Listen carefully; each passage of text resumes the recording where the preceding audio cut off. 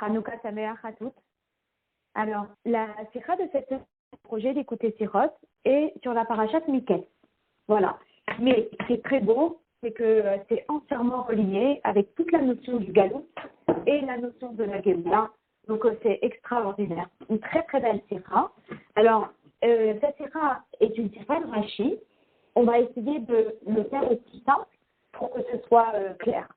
Alors, on est sur la fin de la parashat Miketz, lorsque Yosef demande de mettre sa coupe dans le sac de Binyamin, et lorsque les frères y quittent Israël et qu'on va les poursuivre en les traitant de voleurs, qu'ils ont pris la coupe du l'histoire, et les frères qui disent non mais c'est pas possible, on n'est pas des voleurs nous.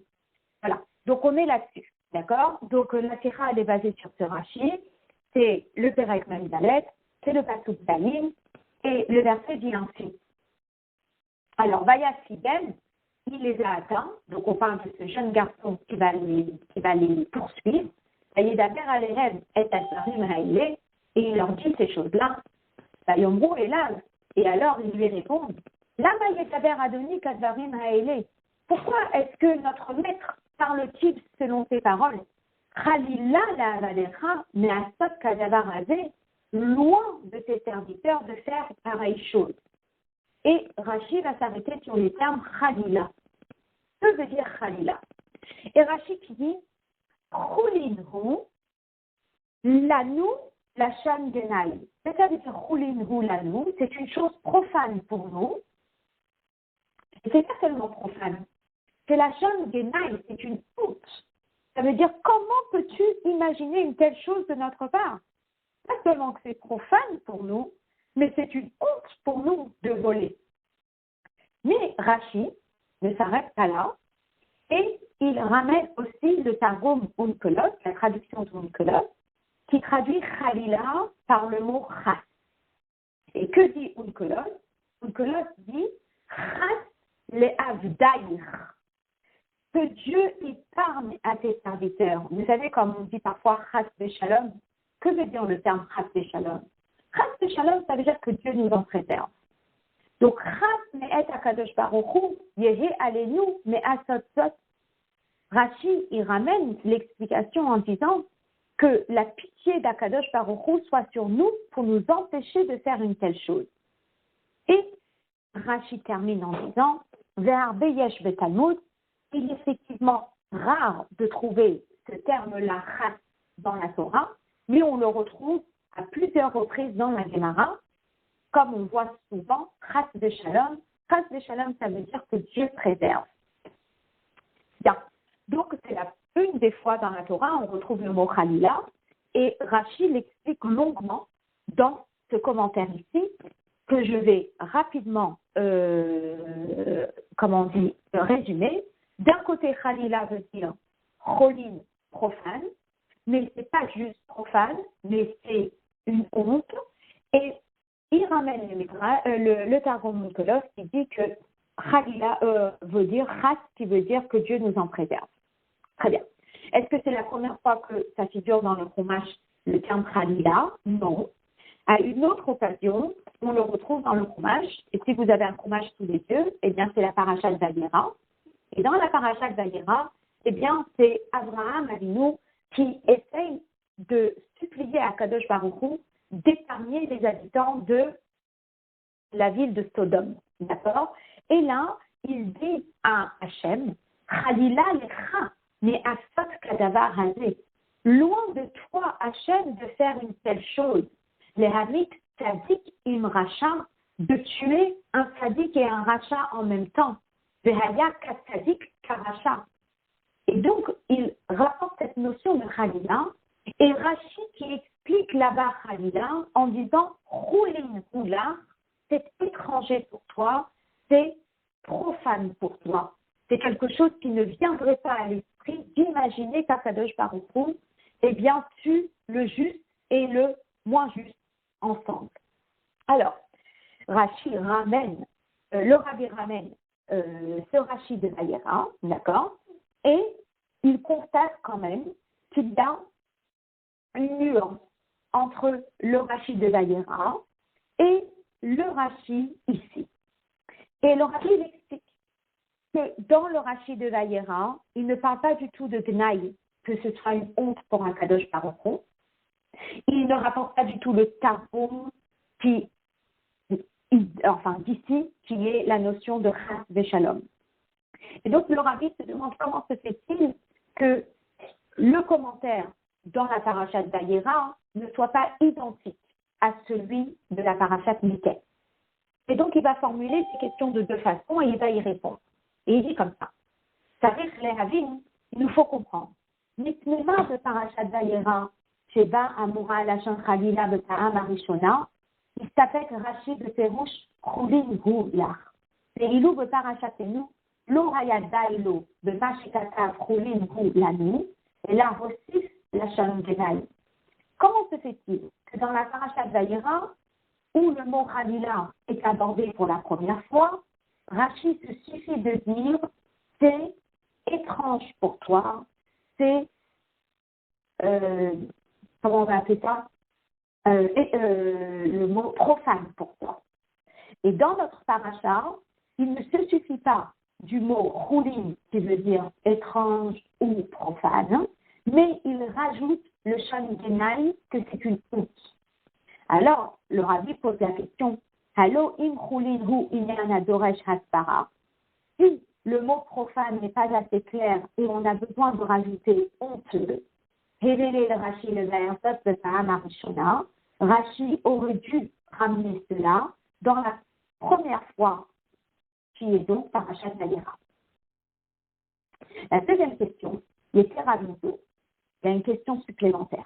L'ozobilbat chez Rossif, Kan Rashi et Atevot Sachan Gnag. Et là, chez Lévi Hot Sirouche. Rashi, pas seulement à rajouter le mot Gnag qui veut dire une honte, mais il ramène aussi l'explication du Tankou, qui dit Chas Veshalom.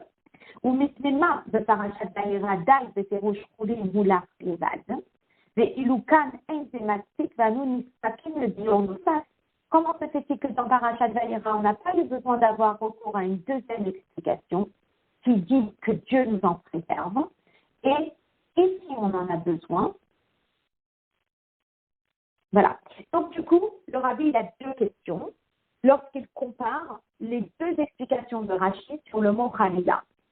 Dans Parashat Vayera, Chalila, Choulin. C'est étrange à Akadosh Baruch Hu. C'est profane pour Akadosh Baruch Hu. C'est pas quelque chose qu'on aurait pu imaginer de la part de Dieu de tuer un sadique et un rachat en même temps. Par contre, ici, Chalila, qui fait référence à mais c'est profane de la part des enfants de Yaakov de voler, c'est pas du tout quelque chose qui est commun pour eux, eh bien, ils ne se sont pas suffis du mot profane, mais Rashi a tenu à rajouter que ça serait une honte si on voyait les enfants de Yaakov voler, et plus encore, il rajoute une deuxième explication qui est Chas Chalila, dans le sens de que Dieu en préserve qu'une telle chose arriverait aux enfants de Yaakov. Alors, comment se fait-il que dans Vayera, eh bien, l'explication de Rashi est plus simple, plus courte que ici? Et le Rabbi l'explique très simplement dans le Hotbet et il dit la chose suivante. Vas-y, on va dire. De Parashat Vayera à la Shan Chalila, Amura Klape HaKadosh Baruch Hu. Dans Parashat Vayera, lorsqu'on parle de Chalila, on parle de Dieu. Chez Etzlo Idbarer En Shayach Klal Inyan Shel Choulin Vechol. Chez Dieu, il n'y a pas de profane. Chez Dieu, il n'y a que la Kedusha. Il n'y a pas de notion de profane. De la reine d'Aïloma, chez Asot Kadavar Hazé, ou Mitne chez Choulin Voulach. Ou Bazil Achoul Baro, chez Kvar, chez Davarze, Moufrach, Legamre, et tel Hakadosh Baruch Hu. Étant donné que dans Parashat Vayera, le terme Chalila, il est concernant Hakadosh Baruch Hu. Et pour Hakadosh Baruch Hu, la notion de profane n'existe pas. Donc, rien que de lui dire, c'est profane de tuer un tzaddik et un rachat en même temps, déjà, ça expliquerait dans notre tête que c'est quelque chose d'irréel qui n'est pas shayach, c'est quelque chose qui n'est pas du tout envisageable, qu'Hakadosh Baruch Hu tue un tzaddik et un rachat en même temps.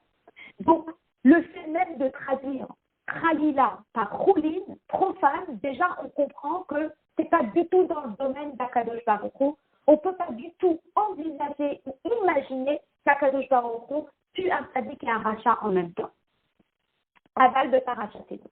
Mais dans notre paracha, chez Hamidon Bou, Bifne Adam, où on parle des êtres humains, on parle des enfants de Yaakov, certes, mais ce sont des êtres humains. Les êtres humains, Yesh Lahem Efek de Cholim. Ils ont oui à faire avec des choses qui sont profanes. Manger, dormir, s'habiller, se promener, boire. Hine les gabehen, Cholim Hulanu, Enota Amastik, Kedelishlol Measot Kadavar Hazé. Si ils disent simplement Khalila, dans le sens que c'est profane, alors ce n'est pas une preuve qu'ils ne vont pas le faire. Parce qu'un être humain fait d'autres choses qui sont profanes.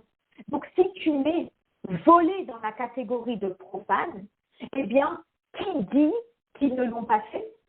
S'ils mangent, s'ils boivent, s'ils dorment, peut-être qu'ils peuvent aussi voler. Parce que profane n'est pas, comme on dit, une grosse croix pour l'être humain. D'accord? C'est pour cela qu'on a eu besoin de rajouter Gdaï. Ce n'est pas seulement profane, mais ça serait une honte pour nous. D'accord? Et donc, il explique, et notamment, c'est des lishlog naasot kadabarazé, chez Ken Maouatema, il venait Adam à Soudavar sur Rocholim, parce que si c'était juste le terme profane, eh bien, ça n'aurait pas justifié qu'ils n'ont pas touché à ce verbe. Et c'est pour cela que Rashi, il a eu besoin ici de rajouter que Choulin ici veut dire quoi? Veut dire Gnaï, veut dire une honte. Choulin kan, et no mugbal rak le tochen shel inyan echol. Rashi tient à préciser que lorsqu'on dit profane ici, c'est pas seulement profane, c'est-à-dire des choses qui ne sont pas kadosh, mais gam amoré chez davarze megouné, vous m'aimez la moufrar. Et donc, il veut préciser que, attention, lorsqu'on dit profane ici, c'est quelque chose de honteux. Et donc, si c'est honteux, c'est pas quelque chose qui serait envisageable de la part des enfants de Yaakov. Maintenant, le rabbi il précise quelque chose de très intéressant. Et il dit que cette explication est justifiée effectivement pourquoi il y a une nuance entre le Rashi de Vayera et le Rashi ici. Omnam pirouche et non me chouvar. Mais cette explication, elle n'est pas très claire. Tout à fait claire. Chez elle, et mata yitachen lomar chez Cholin roulanu ou la sham gnaï. Quand est-ce qu'on peut dire que profane, c'est quelque chose d'honteux? C'est uniquement lorsqu'on parle de quelqu'un qui a un niveau assez élevé, et pour cette personne-là, le profane serait honteux. Et dans ma tête, j'étais en train de réfléchir à un exemple. Je me disais, voilà, on est dans l'enseignement, d'accord, et on a peut-être des élèves qui vont utiliser des termes qu'un professeur ne peut pas utiliser. D'accord? Donc, pour les élèves, peut-être, qu'ils utilisent ces termes-là entre elles, entre amis, ok, ça peut, entre guillemets, passer. On va dire c'est la langue des jeunes, par exemple. Mais pour l'adulte qui est bien plus âgé, eh bien, ça passe pas. D'accord? Donc, si vous voulez, dans la même dimension ici, lorsqu'on dit que Cholim ou la Shan Genai, que le profane, c'est quelque chose de honteux, c'est relatif à la personne de qui on parle. Et là, c'est les enfants de Yaakov. Et les enfants de Yaakov, à leur niveau, le profane, c'est quoi? C'est une honte. D'accord? Donc ça voudrait dire que quoi? Ça voudrait dire que peut-être que pour quelqu'un d'autre, ça ne serait pas honteux, mais pour eux, eh bien, c'est honteux. Donc, כאשר מדובר באדם שלו גודל מעלתו וחשיבותו, אין לו כל מגע ועסק עם עניין יכול. Effectivement, on peut dire que Choulin, quelque chose de profane, c'est honteux lorsqu'on parle de quelqu'un qui est au-delà de tout ça. ולפיכך, כאשר אדם זה מכנה דבר מסוים בשם חולין, הרי זה לשון גנאי. Pour cette personne-là, étant donné qu'il est au-delà de tout ça, lorsqu'il dit c'est profane, ça veut dire dans son monde à lui, ça veut dire que c'est honteux. Aïnou chez les gabav, davar ze bioto inyan shel chulin, ou megouné. Ça ne se fait pas. Donc c'est comme si j'utilisais un langage un petit peu familier. On dit, ça se fait pas. Tu ne peux pas utiliser ce langage-là en tant qu'enseignant, par exemple. D'accord? Donc, c'est profane. Pour certaines personnes, c'est profane. Et pour d'autres, qui sont peut-être dans le corps enseignant, ce terme, eh bien, c'est profane égale honteux. J'espère que je suis claire là-dessus. Donc, profane n'est pas toujours profane, n'est pas toujours honteux. Profane est honteux pour celui qui est au niveau que profane soit honteux. Et donc, j'explique, lorsque les fils de Yaakov, ils essayent de s'expliquer avec la personne qui les a poursuivis et qui les traite de voleurs et qui les traite de personnes qui ont quitté le palais avec la coupe du roi, du vice-roi. Alors, lorsqu'ils disent « Khalila, c'est profane », ça peut être interprété par honteux si la personne sait qui ils sont. Mais la personne ne sait pas qui ils sont. La personne ne sait pas qui ce sont les enfants de Yaakov, qui sont des fils de sadiques. Ils ne savent pas tout ça. Donc pour eux, lorsqu'ils entendent Khalila, Choulin, profane, ils ne comprennent pas automatiquement que ça veut dire honteux, parce qu'ils ne connaissent pas la valeur des fils de Yaakov. Et c'est ce que le Rabbi explique ici dans Je saute le crochet, Aval de Nidan Didan, dans notre cas à nous.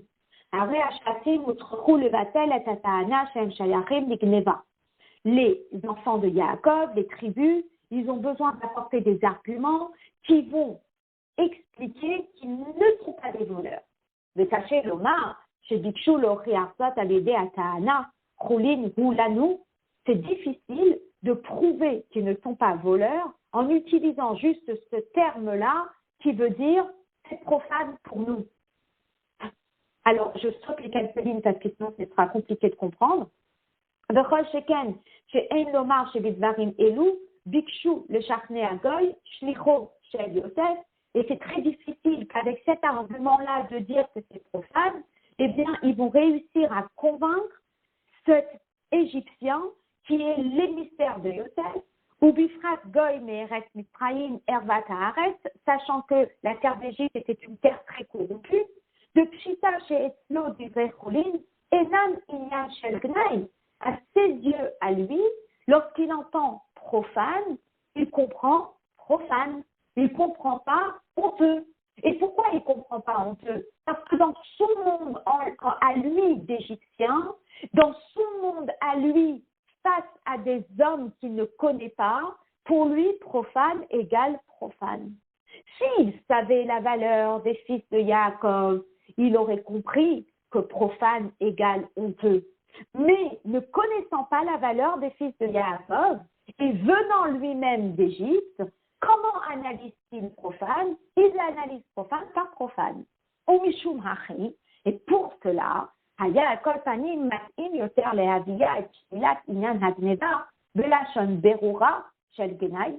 dans ce contexte-là, il aurait fallu être beaucoup plus explicite pour prouver qu'ils n'étaient pas des voleurs.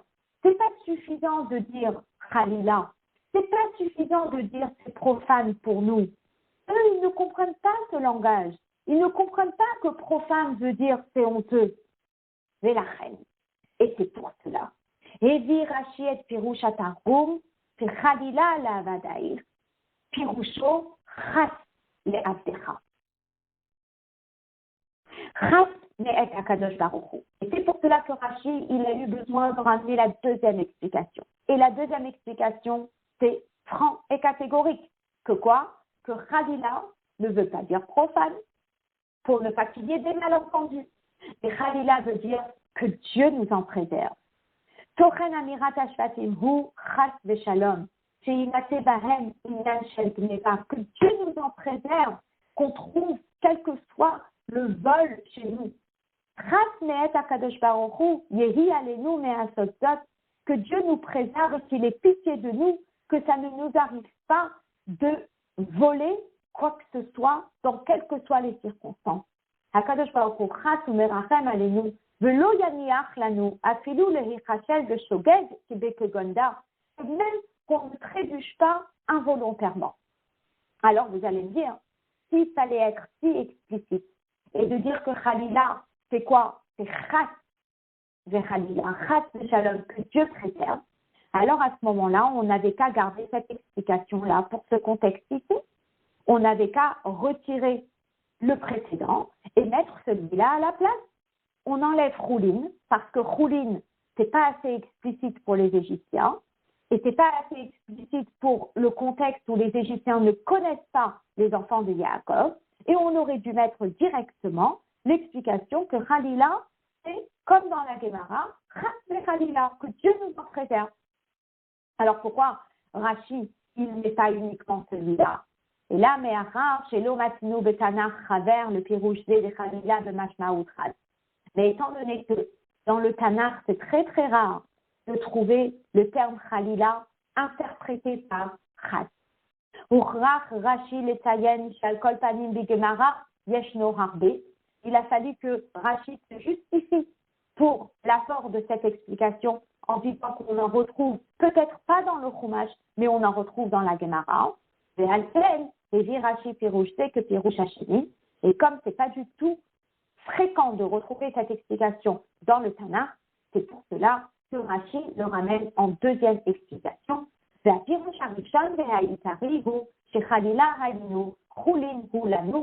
c'est pour cela qu'il garde la première explication qui est plus fréquente, qui est que Khalila veut dire Choulin. Bien. Alors, ici, dans les trois premières otilotes de cette séra, le Rabbi, il explique tout simplement qu'il y a ce terme de Khalila, d'accord, que les frères de Yosef ont employé en disant qu'ils ne sont pas du tout dans le monde du profane. Et que comme ils ne sont pas du tout dans le monde du profane, eh bien, il n'est même pas envisageable de leur part qu'ils aient eu la main sur quoi que ce soit et qu'ils aient volé.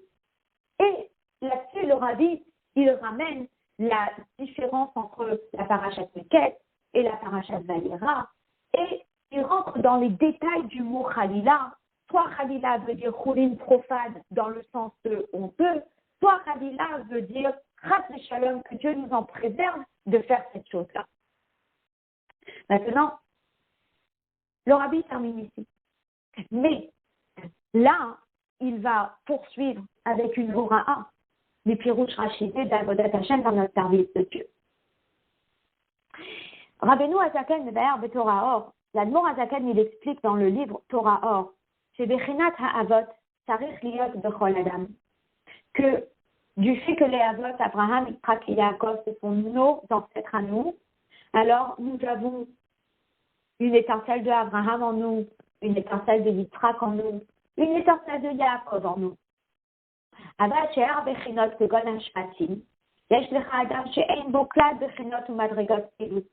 Par contre, après, ça s'est distingué. Réhouven, il avait son point fort, et Shimon, il avait son point fort, et Lévi, il avait son point fort, et Yehuda, il avait son point fort. Et là, nous, les descendants, on n'a pas les points forts de chaque tribu. On a les points forts de nos Avot, Abraham, Yitzhak et Yaakov, mais on n'a pas les points forts de 12 tribus. C'est pour cela qu'on ne les appelle pas nos Avot. La Kavana basée. Et l'explication de ce que je viens de dire, c'est quoi?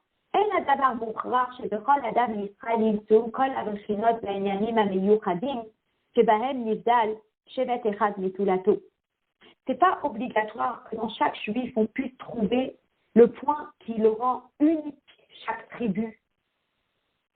Il a son point fort. C'est pas obligé qu'on ait les points forts de chaque tribu. אבל הבחינות והעניינים הכלליים שהיו בכל השבטים בתור בני האבות, מוכרחים להימצא בכל איש ישראל.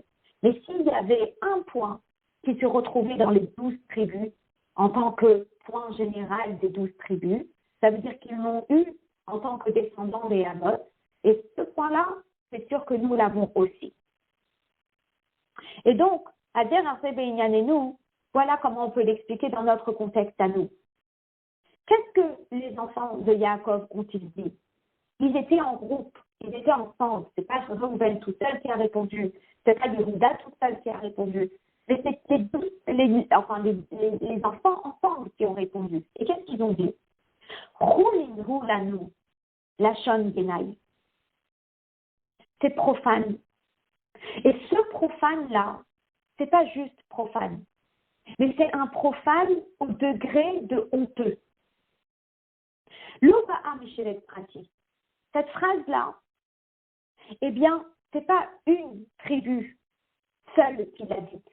La Mehashvatim Bechlalutam, c'est les tribus ensemble qui l'ont dite. Mouvan, chez Haïnian de Choulin Roulano Nogea le Choladam. Cette phrase-là, elle doit résonner dans notre tête. Cette phrase-là, c'est le point fort de chaque juif. Et on dit, Tarir Rada'at, chez Toviniano Maruto Vikimusha.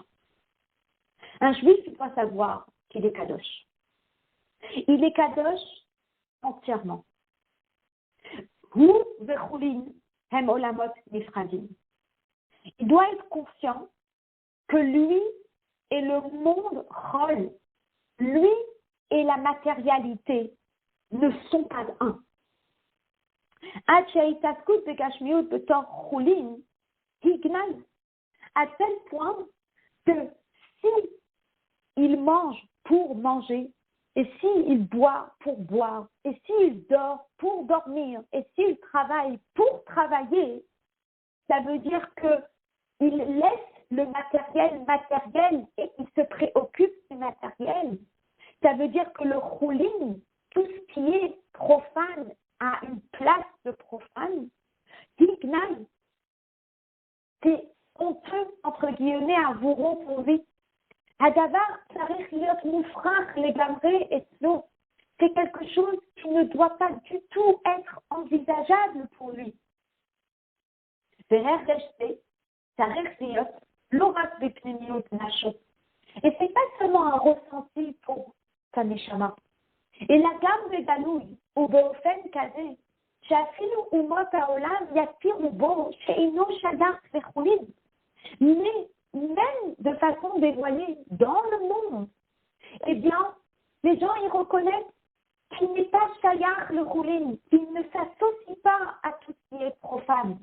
Aderer Ha'amur Le'el, comme on l'a vu plus haut, chez Be'ene Ashakim Hayat Hashut, chez Hata'ana Choulin Hulanu Mifne Atma, Hihochacha Masteket, Avur Goy Mitri, comme on l'a vu précédemment, que lorsque les fils de Yaakov, ils ont parlé à cet homme égyptien, eh bien, qu'est-ce qu'ils ont dit? Ils ont dit Khalila. Khalila, Choulin, c'est profane. Et le message devrait être suffisant. Shinyan Kazé Eno Shayach Islam. Lorsqu'il dit c'est profane, ça veut dire que ce n'est pas mon monde et ça veut dire que je n'adhère pas.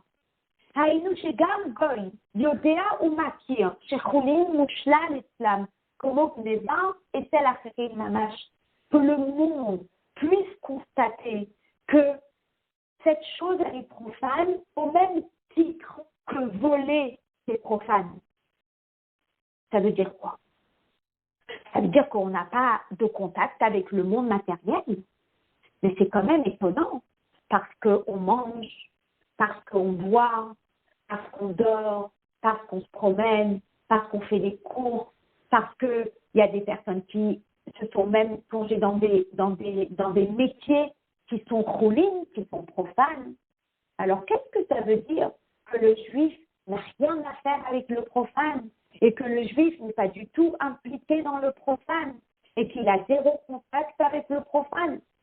Mais est-ce que le juif, il est assis dans une yeshiva 24 heures sur 24, 7 jours sur 7, à tel point où le monde entier puisse voir qu'il est déconnecté du profane? N'y a-t-il pas écrit dans la Torah, pendant 6 jours tu vas travailler et tu vas faire tout ton travail? Hayinu, Shebime Achol, Alavla Sok Becholim.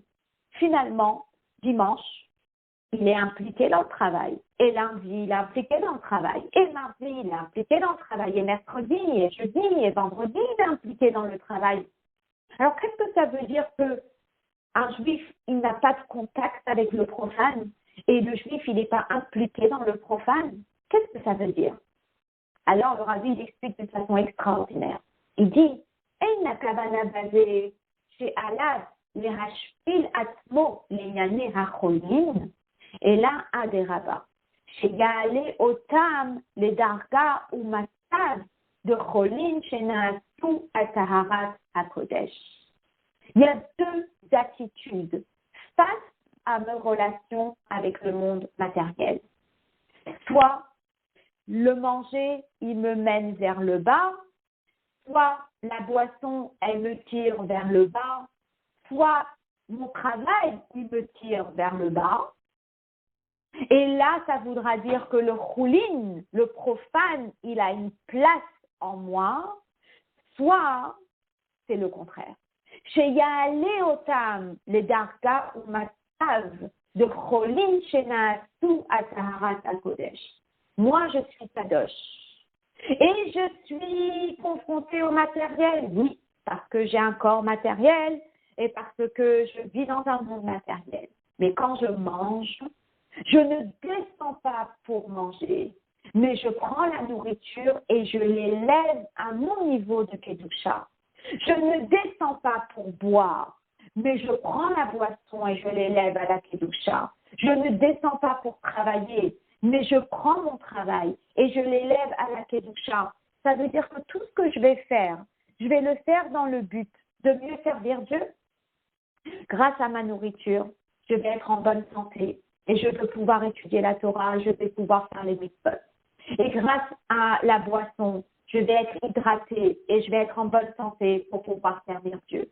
Et grâce au travail que je fais, même si je suis vendeur au marché, eh bien, c'est pour pouvoir gagner ma parnassa, c'est pour pouvoir gagner de l'argent, pour pouvoir après payer la scolarité des enfants, et pour pouvoir donner la tzedaka, et pour pouvoir recevoir du monde le Shabbat, et pour pouvoir avoir une grande maison pour Akhnat Atochim. Donc, tout ce que je vais faire, je vais le faire soit comme Asera Yiyu le Shem Shamalim, que tout ce que je vais faire, je vais le faire dans le but de mieux servir Dieu, Veyeteramizo, et plus que cela encore, dans mes actions, on peut voir que je sers Dieu. Par exemple, lorsque je marche dans la rue Shabbat, on voit que je suis en train d'aller à la synagogue parce que je suis habillée dans ma tenue de Shabbat, parce que je n'ai pas de sac avec moi et parce que les gens, ils voient que c'est un jour spécial. Où va madame? Elle va certainement pas au marché par lequel elle va passer parce qu'elle n'a rien qui montre qu'elle va au marché. Elle a des talons, elle n'a pas de caddie, elle n'a pas de porte-monnaie. Où va-t-elle? Et la personne qui suit et qui voit qu'elle va dans une synagogue pour prier. Ça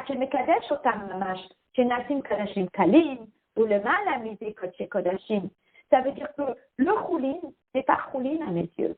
Lorsque moi je regarde le choulin, lorsque moi je regarde le profane, je regarde ce que je vais en faire, ce que je vais l'élever à la Kedusha.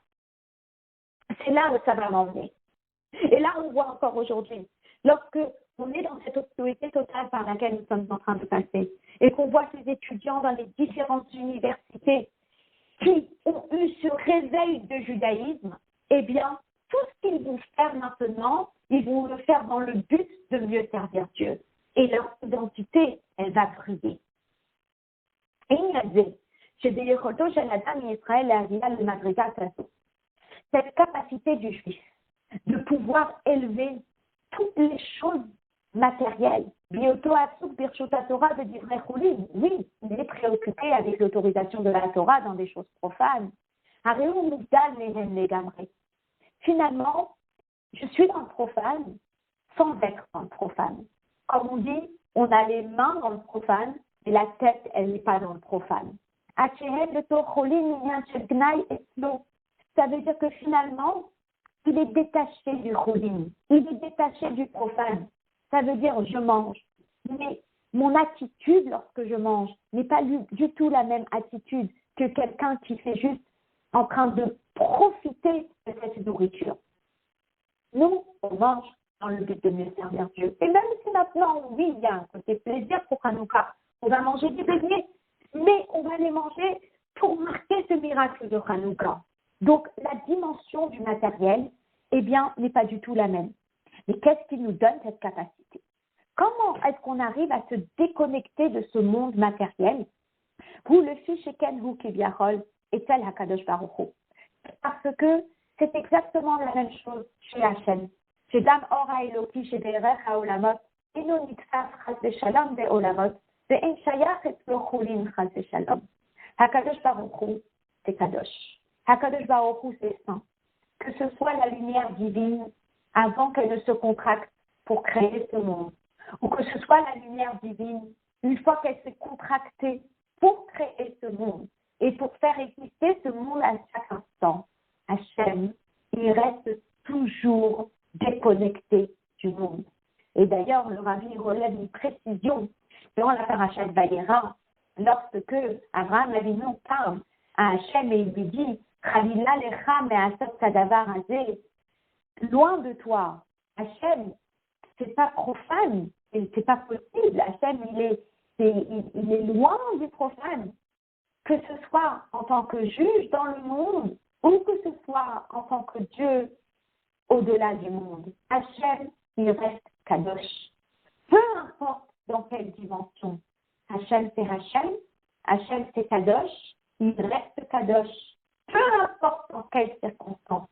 Que ce soit quand il est infini au-delà de la création du monde et que ce soit quand il s'est contracté pour créer le monde, pour juger le monde, pour faire exister le monde, Hachem, il reste toujours déconnecté du monde. Il reste toujours au-delà du monde. Et cette notion-là, le fait qu'Hachem, il soit toujours au-delà du monde, le fait que Hachem soit toujours déconnecté du monde tout en donnant dans le monde, eh bien, j'ai sauté le crochet, mais je suis au dernier paragraphe de la page 3. Mais la reine, et c'est pour cela, c'est la même chose pour un juif. Chez vous, qui a une partie de Dieu en lui. Que même au moment où il est impliqué dans le matériel, il est imperméable. Le matériel ne l'atteint pas. Dans le fond, il est déconnecté du matériel.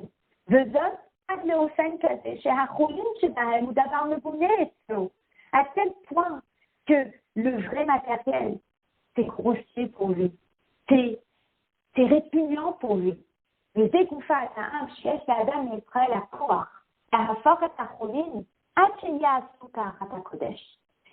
cette force que le juif a de pouvoir prendre cette chose qui est matérielle et de réfléchir, mais qu'est-ce que je vais faire avec?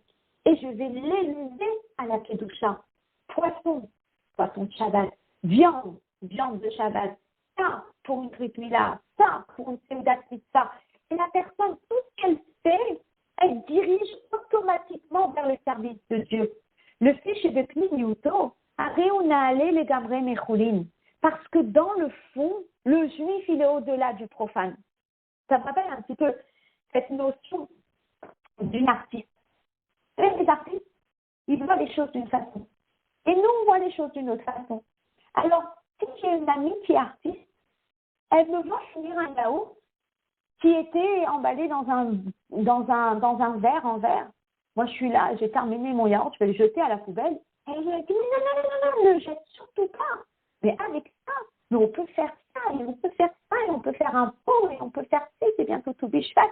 Et hop, elle est là, et d'un coup, elle me met de côté tous les pots.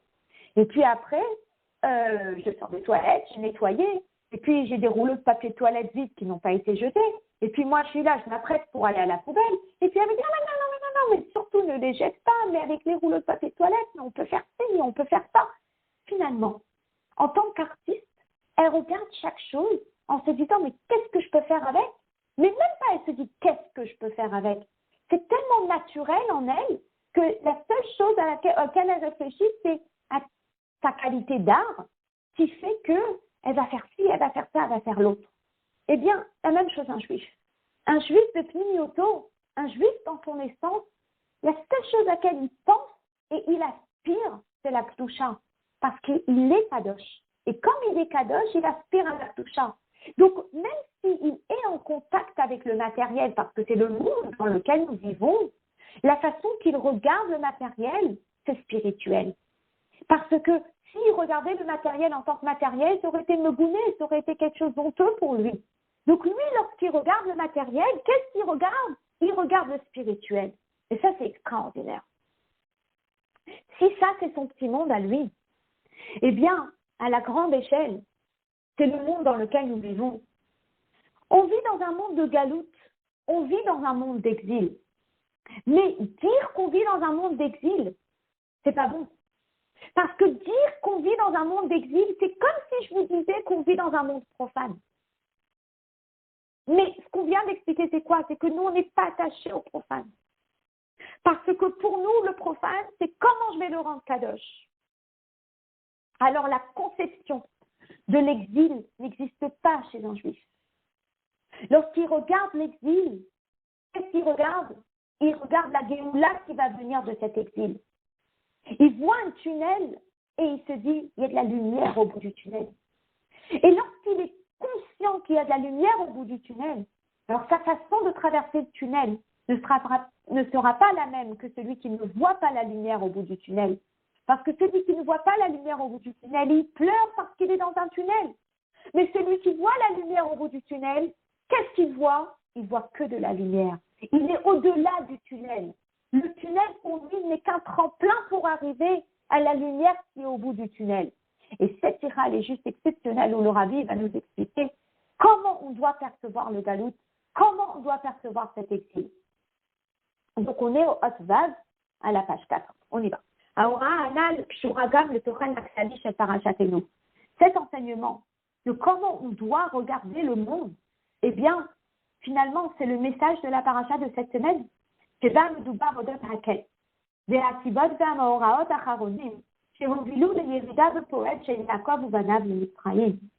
paracha de Miket, c'est une paracha qui apparemment est quand même très triste. C'est la fin. C'est les derniers points qui ont fait en sorte que Yaakov descende en Égypte, descende en Galoute, qui est le début de tous les exils. Donc la paracha de Miket, c'est le début de l'exil. Yadoua Pitkam Rabotenu Nesienu. Mais nous avons l'enseignement de nos réveillés qui dit Rak Boufotenu Nimseru Begalut ou Beshibud Malchuyot.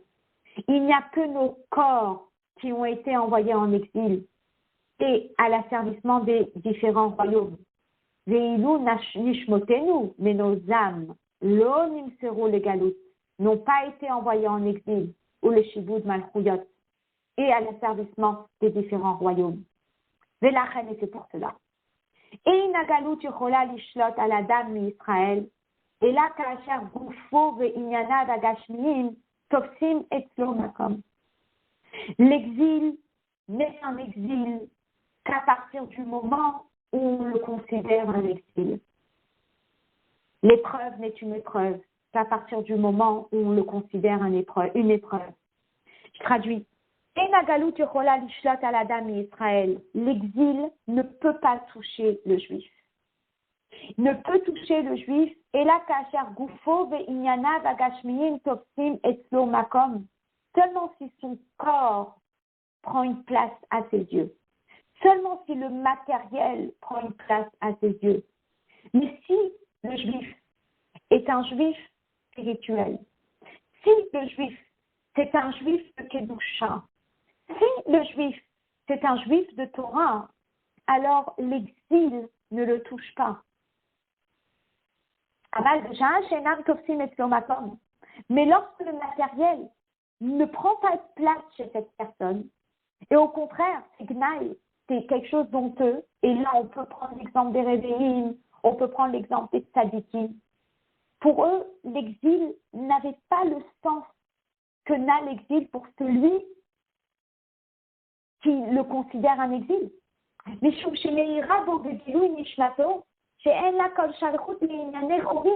Parce que chez un tzadik, sa neshama, elle brille. Et elle prend tellement de place que le matériel n'a pas de sens à son goût, n'a pas de sens à ses yeux. Et donc, l'exil n'a pas d'emprise sur lui. Et là, je te marche chez Obama, ma שהמאורע האחרון שגרם לירידת יעקב ובניו למצרים, היה מציאת גביע הכסף ברשות השבטים. C'est intéressant parce que on dit que chez un sadique, eh bien, la raison pour laquelle le galout n'a pas de place, c'est parce que le matériel n'a pas de place. Mais chez les enfants de Yaakov, le galout a commencé à prendre une place lorsque le matériel avait une place à leurs yeux. Et c'était quoi ce matériel? C'était la coupe qui était chez Binyamin. Et le rabbi va l'expliquer ici. Très intéressant. Il dit, le fichier En Galout, le Shiboud Malchoudot, Cholim, Lishlot à l'Israël, et là, In Yesh Eslam, le Chol Apachot, Chisaron Mesuyam, Behergesh Chulin, le Shon Genai. L'exil ne prend une place chez le juif seulement s'il a une attache avec le matériel. Ma Shenir Shelou, Shenimsa Eslam, Gevia Akesef, Afilou Shelo Bediatam. Alors, il est vrai que pour les enfants de Yaakov, c'est pas qu'ils avaient une attache matérielle avec des objets précieux, etc. Mais finalement, cet objet s'est retrouvé chez eux. Et finalement, il y avait toute une attache avec cet objet. Et quelque part, spirituellement, ça représente quoi? Ça représente que le monde a une petite place à leurs yeux. Et parce que le monde, il avait une petite place à leurs yeux, alors c'est ce qui a fait que l'exil a pu démarrer. Alors,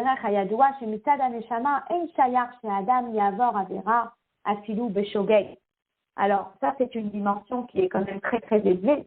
Mais pour une neshama, il n'existe pas que quelqu'un commette une avéra, afilou beshogeg, même involontairement. Et là-dessus, je vais m'arrêter une seconde pour expliquer que chez un sadique, il n'y a pas de faute, ni volontaire et ni involontaire. Parce que le sadique, il n'a pas d'attache avec le matériel proprement dit. Et donc, il n'a d'attache qu'avec la neshama. Il n'a d'attache qu'avec le spirituel. Et tant qu'on est attaché entièrement qu'avec le spirituel, le matériel ne peut pas prendre de place. Et ça, c'est quelque chose de très, très fort. Alors, je ne me rappelle plus, mais je vous avais déjà raconté cette histoire. Je demanderai quand même. Là, je n'ai pas moyen de demander. Mais c'était l'histoire d'un rabbi qui était hébergé chez quelqu'un. Et il recevait un yéchidout jusqu'à tard la nuit. Et la personne qui l'hébergeait, elle lui avait préparé un repas.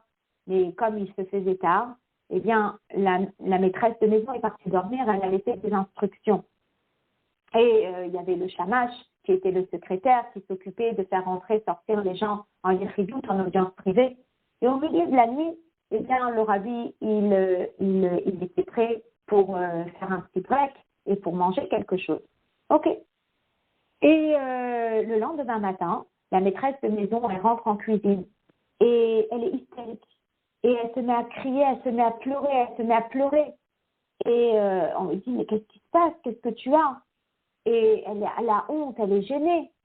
Et finalement, elle raconte ce qui s'est passé. Et la personne, elle est devenue blanche. Et elle n'a pas de réponse pour elle. Bon, finalement, elle raconte son histoire à plusieurs personnes. C'est quoi l'histoire? L'histoire, c'est qu'elle était partie chez le boucher lorsqu'elle a entendu que le rabbi arrivait dans la ville et qu'il allait être hébergé chez elle. Elle est partie acheter de la viande et elle a cuisiné. Maintenant, vous savez qu'à l'époque, eh bien, les femmes cachérisaient la viande elles-mêmes à la maison. Et lorsqu'elle a cachérisé la viande, elle s'est rendue compte qu'il y avait un morceau qui était douteux et elle avait emmené pour vérifier si c'est cachère, pas cachère. Il y avait un morceau qui n'était pas cachère et elle a mis de côté. Et lorsqu'elle est arrivée en cuisine le lendemain matin, elle s'est rendue compte qu'elle avait cuisiné le mauvais morceau de viande. Elle avait cuisiné le morceau de viande qui n'était pas cachère. Et elle s'est dit, c'est pas possible. À cause de moi, le rabbi a mangé quelque chose qui n'était pas cachère. Et c'est terrible. Et elle s'en voulait, et elle pleurait. Et chaque fois qu'elle répétait l'histoire, elle était réellement très, très, très, très affectée. Et jusqu'à ce que cette histoire, elle arrive aux oreilles du shamash, qui était le secrétaire. Et le secrétaire, il sourit. Et elle dit, mais pourquoi on sourit? C'est tellement grave ce que j'ai fait de faire manger pas cachère au rabbi, même si c'est de shogeg, même si c'est involontaire. Et là, eh bien, il raconte que quand le rabbi il est arrivé à table pour manger et que le plat il lui a été servi, eh bien d'un coup il a repoussé le plat avec la main, il a dit non qu'il n'avait pas faim et qu'il allait se suffire du reste qu'il y avait devant lui. Et finalement il n'a pas mangé. Et ça c'est la notion d'un tzaddik. La notion d'un tzaddik, il n'est pas en contact avec le cholim. Il n'est pas en contact avec ce qui est profane. Ce qui est profane et qui ne peut pas être élevé est gnaille pour lui. C'est quelque chose qui ne rentre pas dans sa vie. Et c'est pour cela qu'il ne peut pas adhérer au galout. Il n'y a pas de galout pour le tzaddik. Parce que la vie du tzaddik, c'est une vie de kedusha. Et cette vie de kedusha exclusive fait en sorte que le galout ne puisse pas prendre de place pour lui. Ou que Shem Shekanu Benoga la Adam et Israël, et de la même façon que c'est ainsi pour un juif, que finalement l'exil c'est quoi? L'exil c'est quelque chose qui est extérieur. Les kadabouf, pour le corps il y a un exil. Aval de Pnimiyut, mais pour la Neshama, ou Bematav Shercherut ou Geoula, la Neshama il n'y a pas d'exil pour elle. La même chose pour le galout, on va dire avec le grand G, la Géoula avec le grand G, le galout dans lequel nous vivons.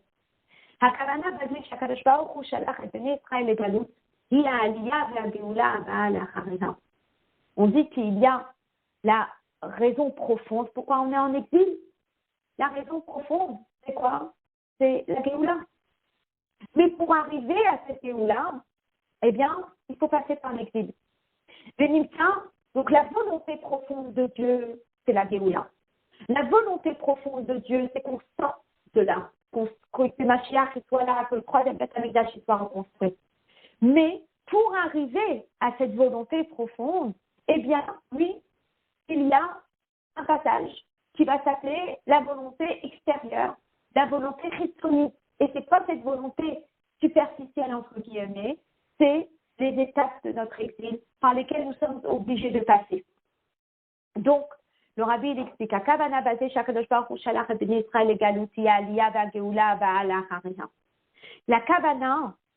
principale, c'est-à-dire que la volonté profonde de Dieu, c'est qu'on sorte de cet exil et la Géoula.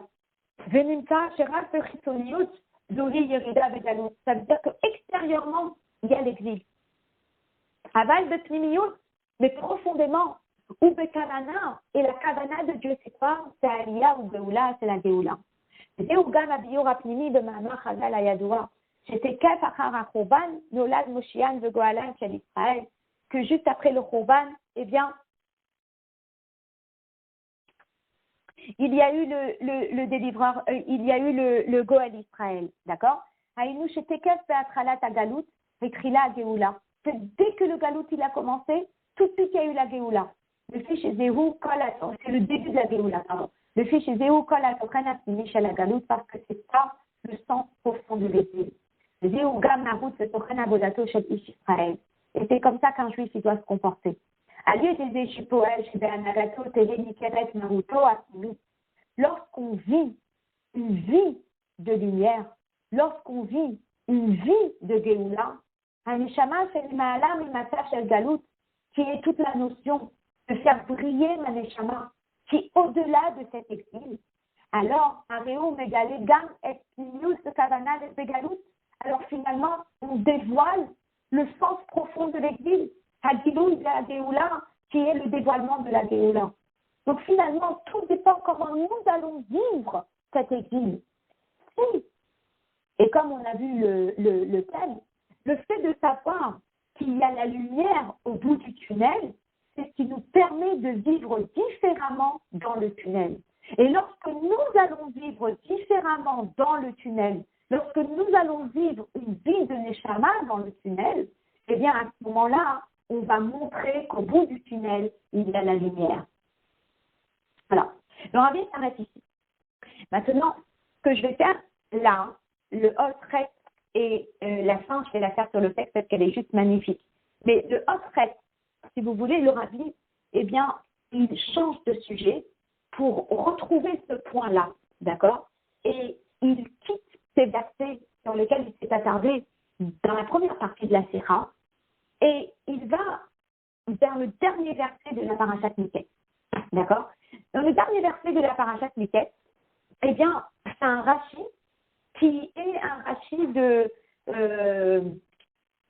Dikduk. Donc, alors, pour regarder c'est quel verset exactement, je vais vous dire ça tout de suite. Itapak,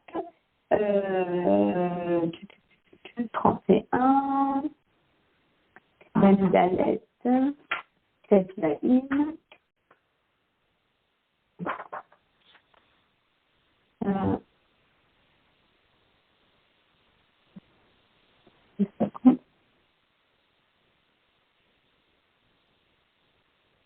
32. Parachatenu, même Dalet, Teflaïm. D'accord. Alors, c'est Yehuda qui parle avec ses frères et qui leur dit Manomar la Adoni, qu'est-ce que nous allons dire à mon maître? Ouman Tadak, comment est-ce qu'on va se justifier? Donc, c'est toute l'histoire avec les frères de Yosef et Yosef, comment on va se justifier pour dire que nous ne sommes pas des voleurs, etc. etc. D'accord? Maintenant, là-dessus, eh bien, le rabbi, il ramène un Rashi. Maintenant, dans ce Rashi, c'est un Rashi de Dikduk. Et le rabbi dit quelque chose de très beau. Je vais juste lire le premier paragraphe du Trait avec vous. Il dit comme ça. Que Ficheniver, Kama et Kama Théalim, comme on l'a expliqué plusieurs fois, de Pirouche Rashi à la Torah, lorsqu'on parle du commentaire de Rashi sur la Torah, Yeshna, Yamin, Mouflaïm, il y a des choses extraordinaires dans le commentaire de Rashi.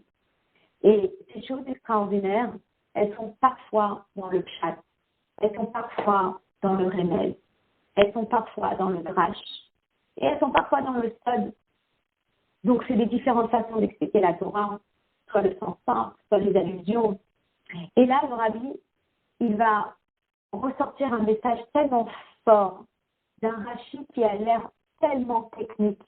C'est un Rashi de Dikduk. Finalement, vous allez me dire, mais moi, Dikduk, j'ai sauté Rashi de Dikduk. Et le rabbi, comment il va s'attarder sur ce Rashi de Dikduk extraordinaire. Alors, ce que je vais faire là, c'est que je vais juste vous expliquer un petit peu de quoi il s'agit. Vous savez qu'il y a plusieurs façons de conjuguer un verbe en hébreu. Il y a le piel, il y a le poual, il y a le hipael, il y a le hifil, il y a le roufal, il y a le kal, il y a le nifal. Il y a cette façon de conjuguer un verbe en hébreu. Et une des façons, c'est le hitpael. Hitpael, c'est une forme active, accentuée. Je n'arrive pas à trouver la traduction en français. Mais lorsque je prends une racine en hébreu et je la conjugue au hitpael, comme vous voyez, j'ai rajouté un tav. Donc, la racine de hitpael, comme vous l'avez sur le WhatsApp que j'ai posté, la racine de hitpael, c'est P, Ayin, Lamed.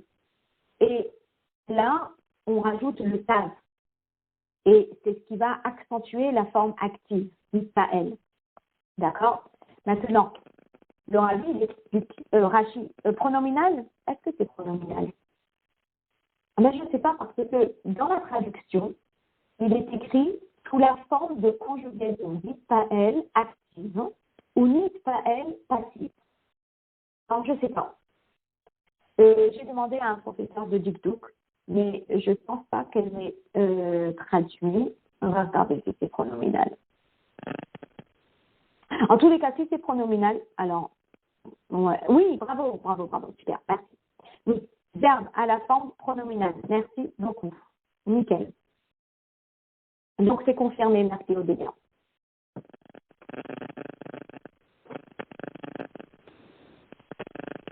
Ok, donc je reviens dessus. Donc, c'est pronominal. D'accord? Donc, ce qui est intéressant, c'est que quand c'est une racine normale, à 3 lettres, on rajoute le tav. D'accord? Juste avant la racine. Donc, ça fait mitpael ou mitpael. Mais le tav, il est juste avant les 3 lettres de la racine, comme vous pouvez le voir. Maintenant, si c'est un tzadik en début de racine, comme par exemple tzedek, tzadik dalet kouf, eh bien, tout d'abord, c'est pas un tav qui va le rendre conjugué à la forme pronominale, mais ça va être un texte. Et deuxièmement, on ne va pas mettre le tête avant le tzaddik, mais on va mettre le tête après le tzaddik. Donc, ça fait Mitzadak. Très bien. Maintenant, Rashi continue en disant, si le verbe commence avec un samer, comme mitbol, qui veut dire souffrir, alors on va mettre le tav après le samer. Samer, tav et bet lamet. D'accord? Et si le verbe commence avec un shin, à nouveau, et après le shin, on va voir le tav. D'accord? Alors, le Rashi comme ça, il nous explique pour le mitzadak, pourquoi il y a un tête au lieu d'un tav et pourquoi c'est après le tzadik. Et après, il nous explique pareil, que pour le samer, il y a le tav après le samer, et pour le shin, il y a le tav après le shin, et Rashi ramène des exemples. D'accord? Maintenant, ce qui est très intéressant, c'est qu'il nous ramène quelques exemples pour le samer, quelques exemples pour le shin, et après, il revient à la fin du Rashi pour nous ramener un dernier exemple sur le samer. Ok? Maintenant, ce dernier exemple sur le samer, eh bien, c'est sur le verbe mistolel. Et mistolel, c'est un pasuk qui vient du Sefer Shemot, de la parashat Vaera. Et mistolel veut dire fouler du pied. Et c'est Moshe Rabbeinu qui parle à Paro et qui lui dit « Tu foules du pied mon peuple ». D'accord? Et c'est très intéressant parce que ce verset, il est cité ici dans la parashat Miketz. Et Rashi va l'expliquer. Et il est cité dans la parashat Vaera. Et Rashi va l'expliquer. Le mot mistolel veut dire fouler du pied. Dans la parashat Miketz, Rashi l'explique en disant Migizrat derer lo selula, c'est à l'image d'un chemin qui n'a pas été foulé au négatif. Par contre, dans la parashat Vaera, lorsque je reprends ce verset dans la parashat Vaera, donc j'ouvre mon chumash, le chapitre 7, le chapitre 9, lorsqu'on nous dit dans le pasuk parashat Vaera, dans le pasuk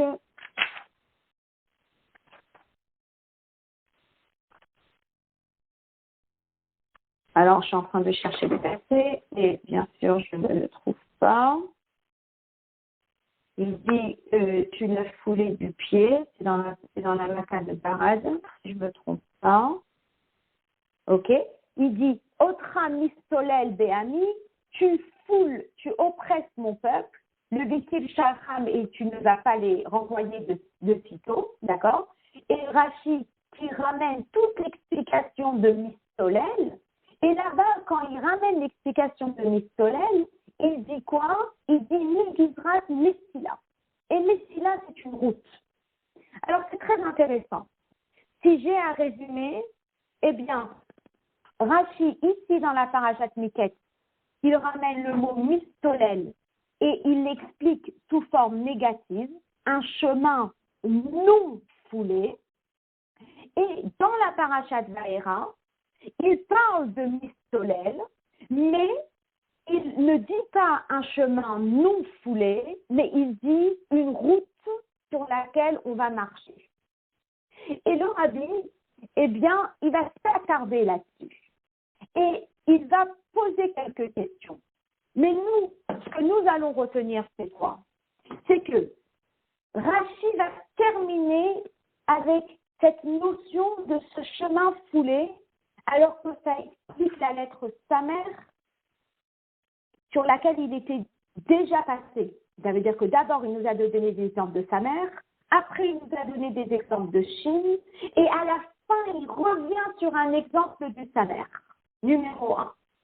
Numéro 2, il nous explique ce mot mistolel Dans la parashat Miket, il nous parle d'un chemin non foulé pour expliquer cette racine mistolel. Et dans la parashat Vaïra, il nous parle d'un chemin foulé. Et finalement, c'est la leçon que le Rabbi va tirer de tout ça qui est extraordinaire et que j'aimerais bien dire avec vous pour les personnes qui ont encore 10 petites minutes. Abir Bazé, je suis haute tête. Un chilouk, ben parachatenu, le parachat Vaïra. La différence entre notre parachat Miket et la parachat Vaïra. Parachat Miket au seket beinyan ket zman ha'achana de Galut Mitzrayim. La parachat Miket, c'est les dernières étapes avant d'aller en exil.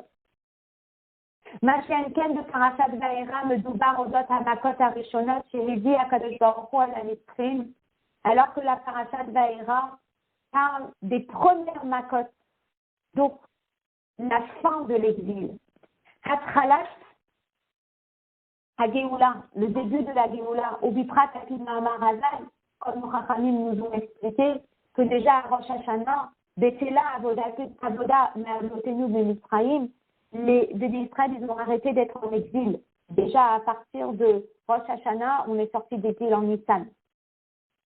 Donc, Bazé Mouvan, Mash de Parashat Vaïra, Be'atchalat Hageoula, Katav Rashi chez Mistolel ou Migizrat Mistila. Et maintenant, on peut comprendre pourquoi dans la parashat Vaïra, quand Rashi veut expliquer le mot mistolel, qui veut dire une terre foulée, ou bien tu piétines sur mon peuple, eh bien, il a utilisé l'explication mestila, qui veut dire un passage foulé. Hagar chez Paro mistolel be'ani le betishalcham. Le Paro, c'est vrai, il était encore en train de piétiner sur le peuple juif. Il refusait de nous renvoyer.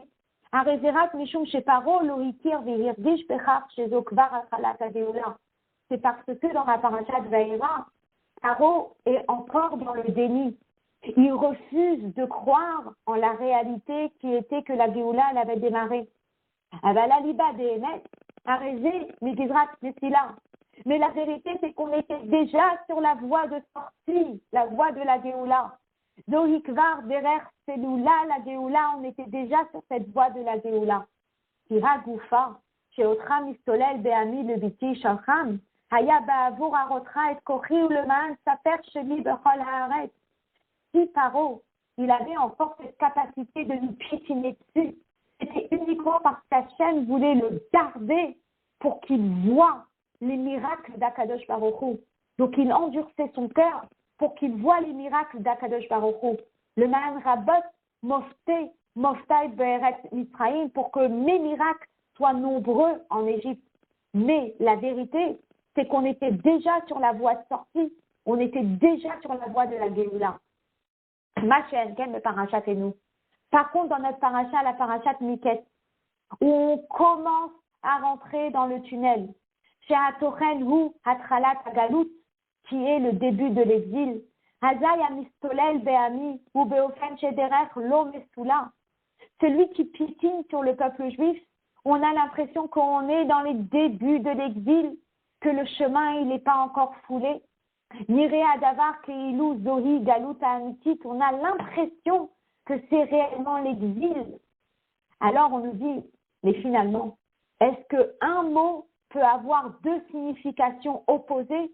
Que dans notre parashat Miket, c'est l'exil, le tunnel fermé tout obscur, et que dans la parashat Vaïra, c'est la dernière ligne droite pour sortir de l'exil.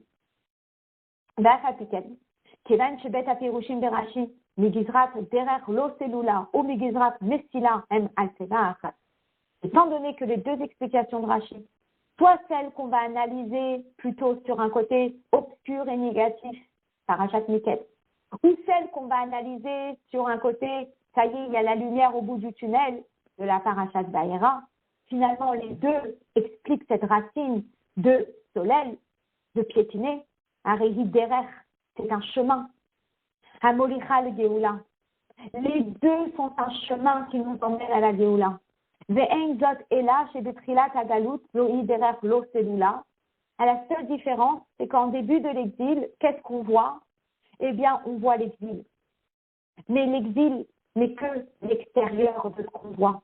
Niré Adavar Kegalut Amitit. On a l'impression que c'est l'exil. On a l'impression que c'est la guerre. On a l'impression que c'est l'obscurité. On a l'impression qu'on est dans un tunnel. Aval Beslimiyut. Mais la vérité, derrière Halo, c'est là. La vérité, c'est qu'on est dans un chemin qui est Messila. Agalut Goufa Yinyan Shel Messila Amo, Messila le Geoula. Le fiche à Kavana Vapnimiyut de Galut Mitraïm Hi, Yetziat Mitraïm ou Matan Torah. On a l'impression qu'on est dans un exil.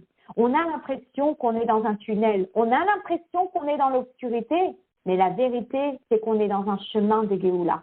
De la reine, Sévir Rachid Adougma, Mistolel Béami, de Parachatenu. C'est pour cela que Rachid, il nous ramène le verset de la Parachat Ba'era dans notre Parachat Mikes. Pourquoi?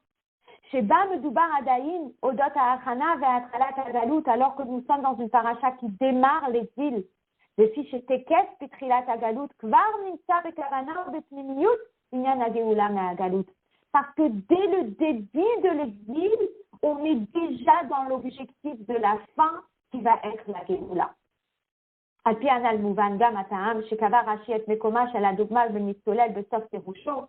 Et là, on va comprendre aussi pourquoi Rashi il a choisi de mettre cet exemple-là à la fin de son commentaire. Le fiche est basé Meramel, chez Achoten, Ve'atachid, Ve'ameoraot, Amesuparim, Ve'parachatiot, Ve'yeshev et Umikel. C'est bien pour nous faire une allusion que le but, l'objectif, la matara de ces parachiotes chez les Iyou, les Galut Mitraïm, qui nous ont emmenés à cet exil, Shayar Kvar, les Géoula, finalement, sont entièrement reliés à la Géoula. Asher Nimset Kvar, le Torah Galut Betmimiyut, qui se retrouve dans cet exil de façon profonde. Ça veut dire que nous, lorsqu'on voit l'exil, on ne doit pas voir l'exil. Lorsqu'on voit l'exil, on doit voir la Géoula. Parce que l'exil n'est que le côté superficiel. Mais dans le fond, on est sur le chemin de la Géoula. Ranugam Benoga le Galut et Aharon. Et c'est exactement la même chose concernant notre exil. C'est de Shara Adam Matir ou Mardish. C'est comme Inyan Agalut ou Inyan Chitsoni Bilbad. Lorsqu'un juif, il reconnaît et il ressent que tout l'exil, c'est quoi? C'est quelque chose qui est passager. C'est quelque chose qui est extérieur. C'est quelque chose qui est superficiel. Veilou Betmimiyut dit que dans le fond, on a vu le Ma'alam et Agalut, que lui, il se trouve au-delà de l'exil. Et qu'il est déjà relié au futur qui est Mashiach. C'est ce qui va permettre de dévoiler le sens profond de cet exil de façon du caché au dévoilé. Et que